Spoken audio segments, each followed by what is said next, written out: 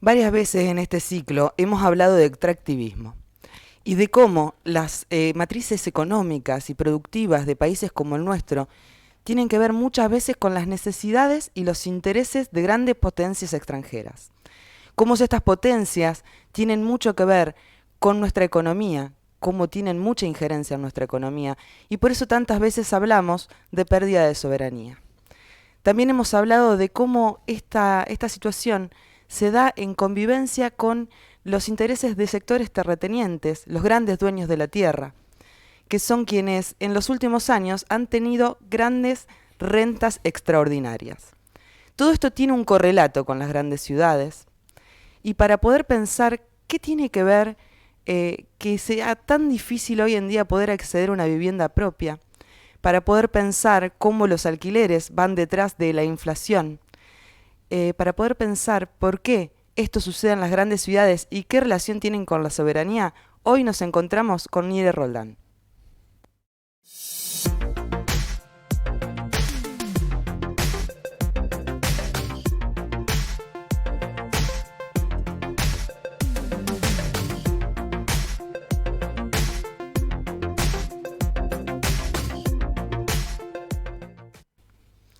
Hoy conversamos con Nire Roldán.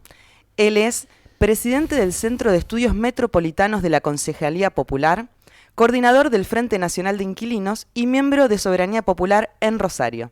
Bienvenido, Nire. Hola, qué gusto, qué lindo estar acá. Bueno, un gusto tenerte aquí.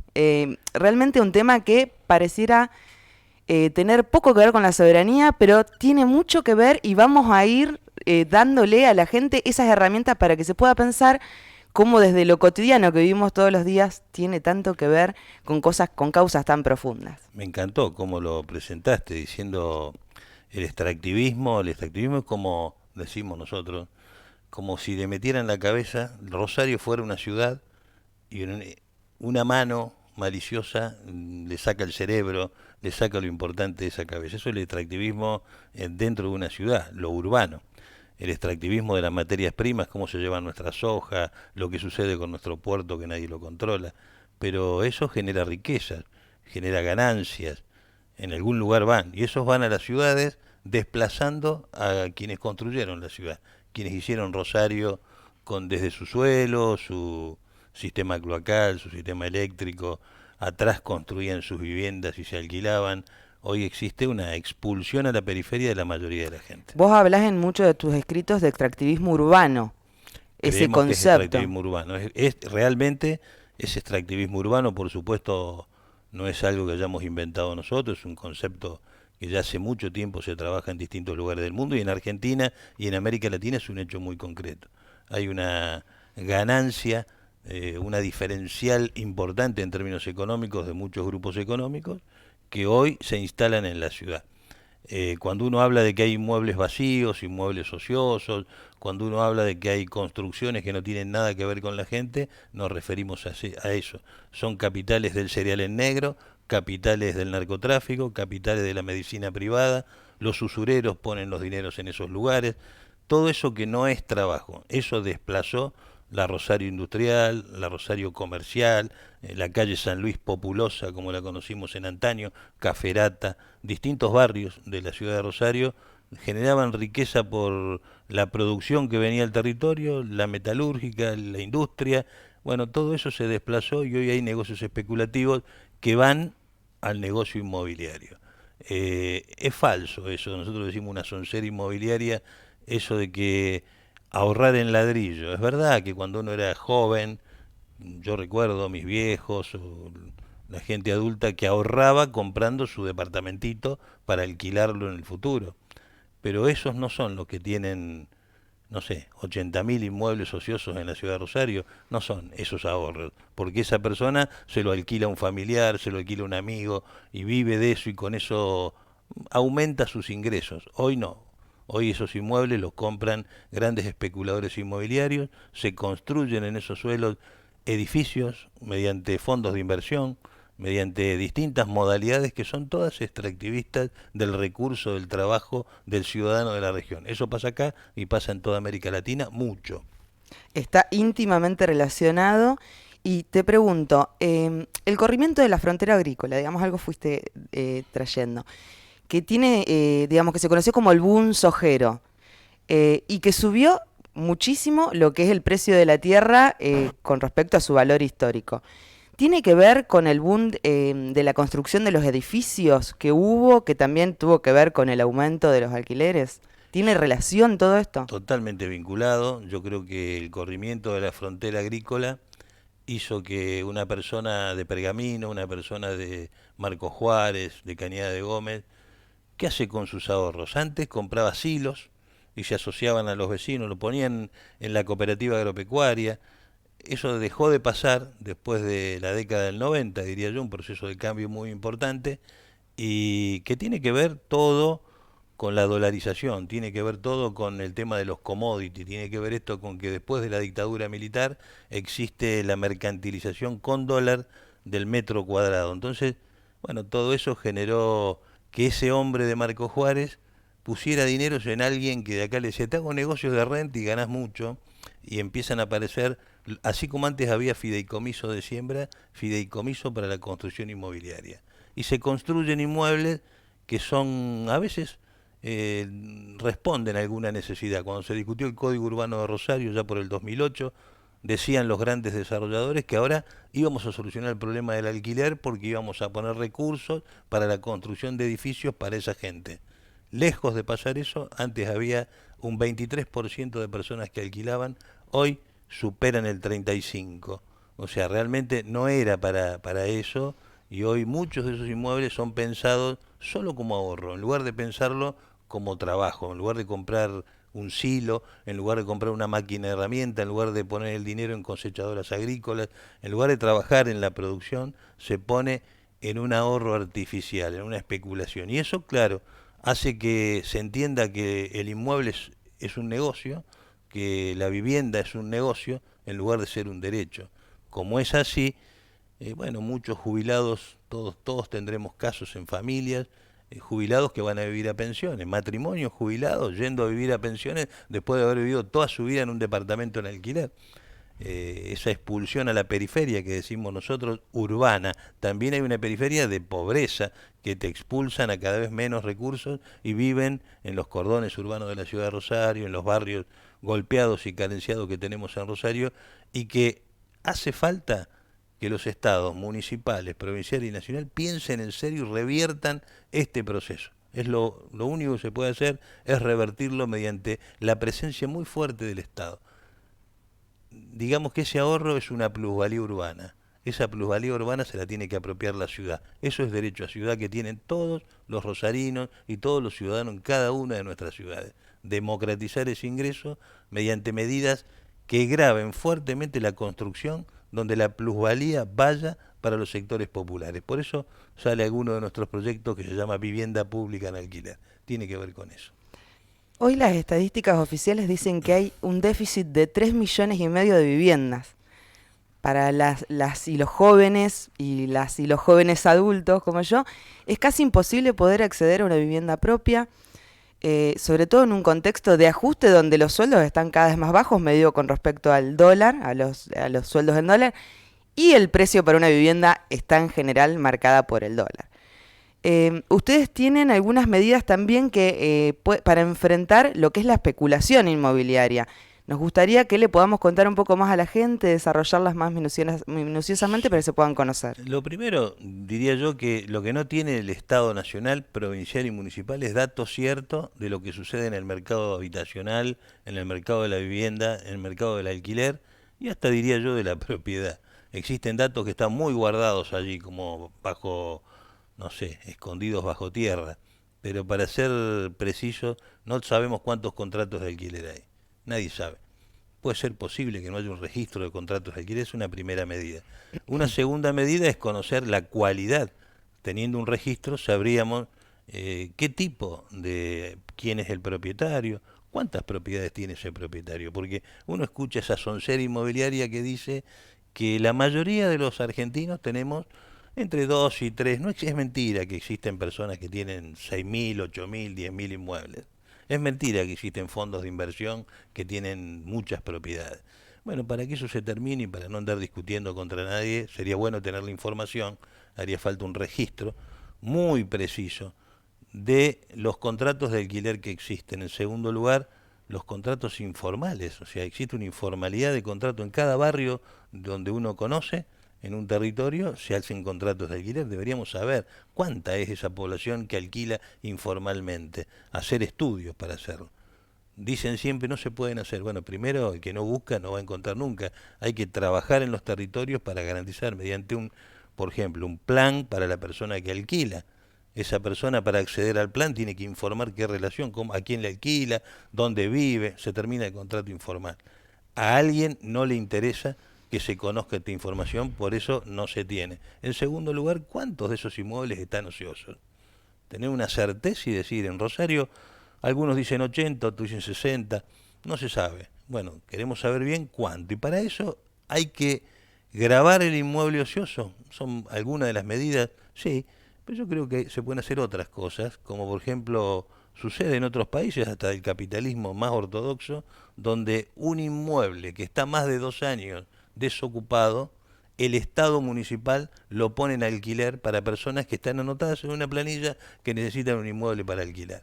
Si vos tenés un 30%, un 20% de la plaza de alquiler en vivienda pública en alquiler, vas a bajar el valor de los alquileres porque esa cantidad de inmuebles van a servir como un precio testigo, van a bajar los precios de los alquileres. Por eso es que no quieren registro, por eso es que no quieren vivienda pública en alquiler.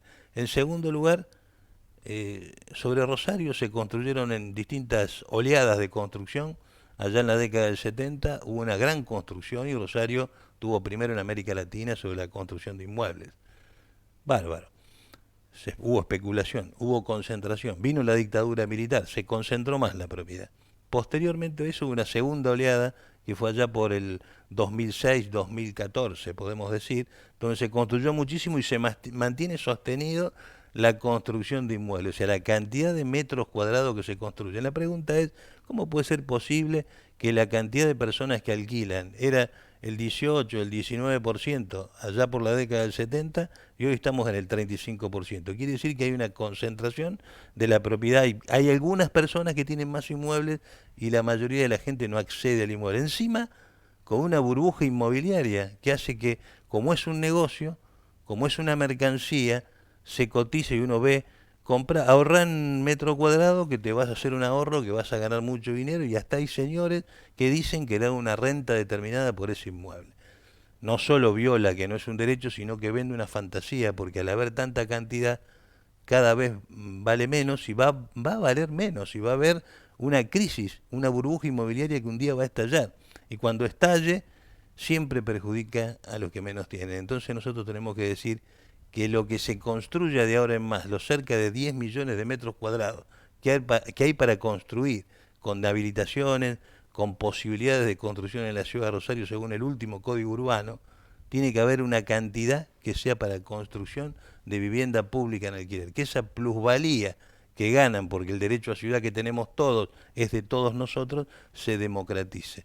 De eso estamos hablando en normas que estamos discutiendo, que creemos que son perfectibles, pero que hace muchos años las organizaciones de inquilinos, la Concejalía Popular de Rosario y otras entidades venimos trabajando. Tengo un dato sobre la vivienda ociosa, que es que hay 200.000 inquilinos y 80.000 departamentos y casas vacías. Vos me dirás si es verdad. Y te quiero preguntar, porque recién decías que no hay registros, pero muchas veces los y las ciudadanas vamos encontrando esos nombres. Tal vez se ha podido arrojar un poco de luz o hay demasiado ocultamiento sobre el tema, pero ¿se conocen los nombres, las responsabilidades de esta situación, de estas viviendas ociosas? Bueno, que es la misma gente que concentra la propiedad, son los mismos que tienen negocios importantes con los cereales, negocios importantes con la financiera. O sea, uno solo paseando por Boulevard Oroño se encuentra con quiénes son los que quiénes son los propietarios de esos inmuebles, o sea, se ven los carteles. Claramente hay una actividad económica vinculada a la medicina privada que ha ganado mucho en todo este tiempo y que puso los ahorros en inmuebles. Algunos dirán, mejoran la ciudad. Bueno, el problema es si sirven al derecho a ciudad. Por otro lado, el negocio del narcotráfico evidentemente puso los dineros en distintos edificios que hay a lo largo de la ciudad. Por eso es alguien que se puede permitir tenerlo desocupado. Sobre las cifras que vos arrojabas, nosotros lo que decimos es que no hay cifra cierta. Así como alguien te puede decir, hay tantos millones de motocicletas de tanta cilindrada en la ciudad de Rosario, nadie puede decir cuántos contratos de alquiler hay, porque no hay registro, porque ocultan eso. O sea, en primer lugar, eso hay que decirlo. Por eso cuando sacamos la ley de alquileres a nivel nacional, lo primero que hicieron es atacar el registro de contratos de alquileres. La media sanción del Senado originaria de la ley de alquileres hablaba de ese registro. De ahí a diputados se cambió por un informe en AFIP. O sea, es más bien recaudatorio que lo que nosotros queríamos, que era un lugar donde gratuitamente el inquilino, el propietario o el intermediario registren ese contrato de alquiler. Casi igual que el sellado, sin costo alguno. Y sabíamos todos, sabíamos, este es un propietario que tiene 70 inmuebles.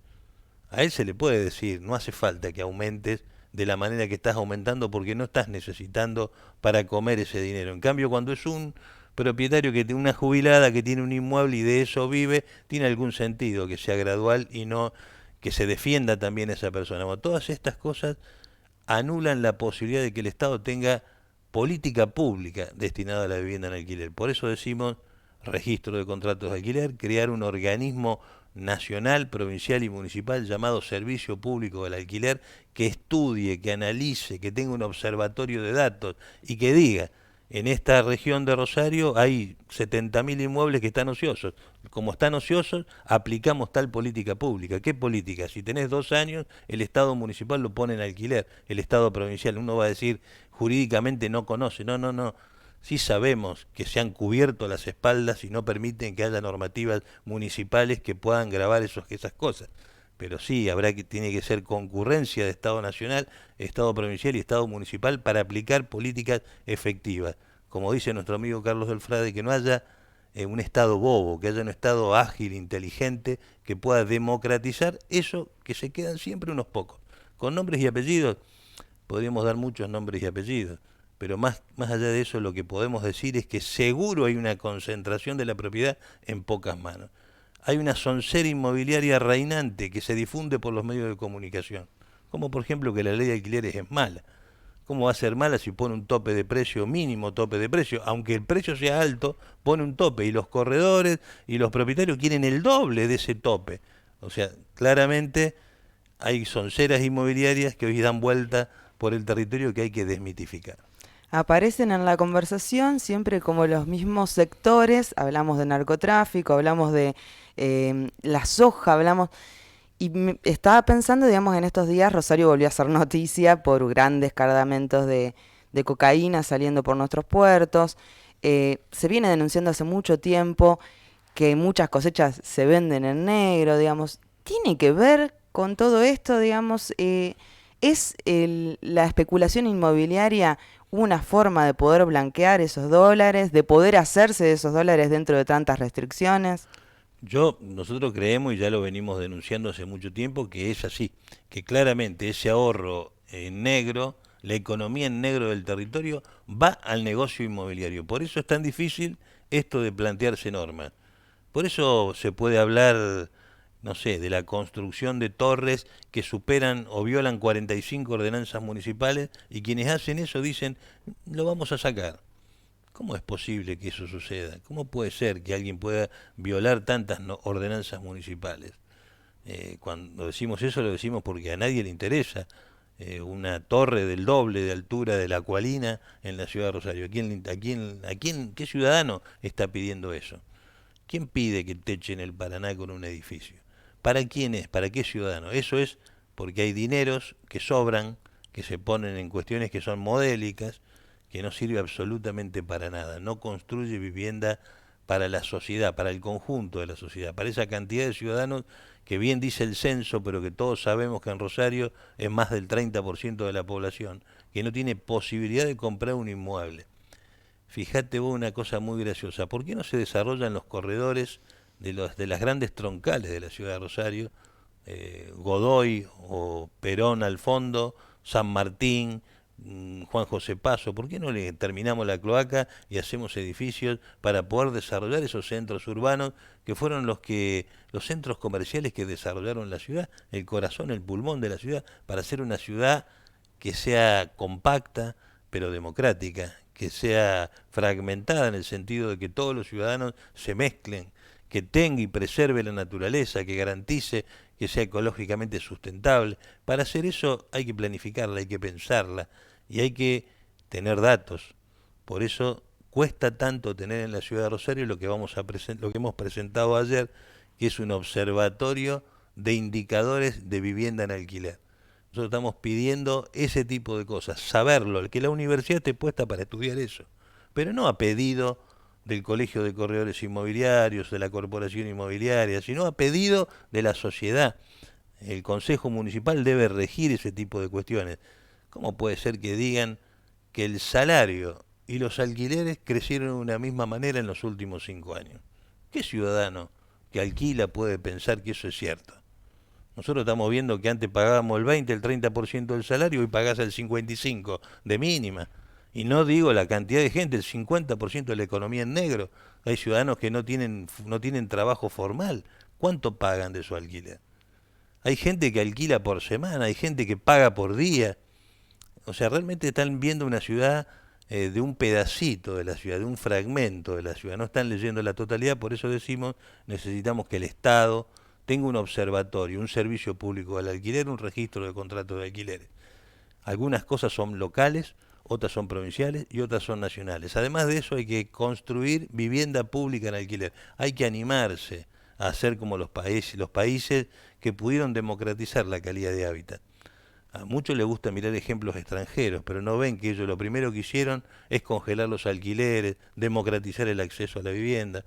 Son situaciones anteriores. No existe esa especulación en todos lados. Acá hay un ejemplo de algo muy perverso que tiene que ver porque estamos en esta cuenca sojera tan extractivista, tan perjudicial y con tanta mano del capital extranjero en el territorio. Mire, la nombraste, en el 2020 se aprobó la ley de alquileres, Mm. lo cual para los y las inquilinas implicaba algunas medidas que nos resguardaban, pero que generó mucha polémica. Lo contabas vos en los medios de comunicación, mucho lobby por parte de los corredores inmobiliarios, de ciertos sectores que dicen que, bueno, que esto perjudica a la posibilidad de que se hagan alquileres que sirvan a las dos partes. Me gustaría saber cuál es tu opinión y que puedas responder un poquito a eso, contar cuáles entendés vos que son los pros y los contras. Bueno, nosotros fuimos autores somos parte de la redacción del manojo de leyes de articulados dentro de la ley para modificar la vieja ley de alquileres. Eh, ¿Qué es lo que queríamos? Poner un tope a los precios.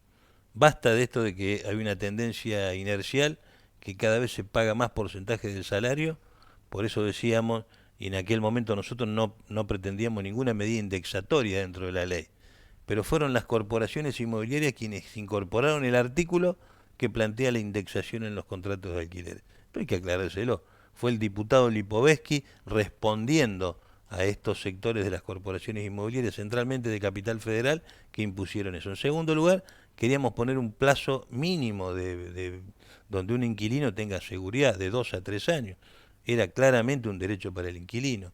Queríamos garantizar un sistema de garantías, a nuestro entender un sistema de garantía del Estado, que el Banco Nación le dé la garantía a cada inquilino que tenga que alquilar, que no tenga que recurrir a ninguna usura, a ninguna empresa de alguna usurera que anda por allí tirando y vendiendo estas cosas. O sea, claramente un seguro, o si no un seguro cooperativo, que las entidades cooperativas brinden un seguro económico para que no salga más de un mes de alquiler el seguro para resolver el problema de que todo el mundo tenga la garantía de alquiler.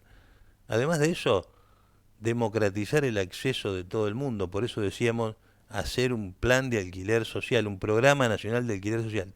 Muchas de esas cosas no se pusieron en vigencia.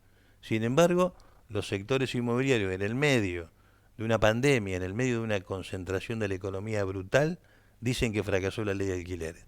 En una inflación del 70% le echan la culpa a la ley de alquileres de que hay un desbarajuste en el valor de los alquileres. Claramente no tiene nada que ver con la ley, Sí creemos que la ley eran 14 de 32 artículos que nosotros habíamos propuesto.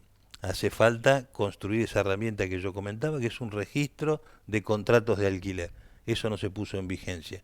Hace falta un instituto que gerencia a nivel nacional, nosotros le decimos Servicio Público del Alquiler, que se llame como quieran, pero un organismo que concentre y que permita estudiar los problemas en cada provincia de cómo están los contratos de alquiler, qué cantidad de inmuebles hay, quiénes son los propietarios, para poder aplicar políticas segmentadas y focalizadas de la vivienda en alquiler.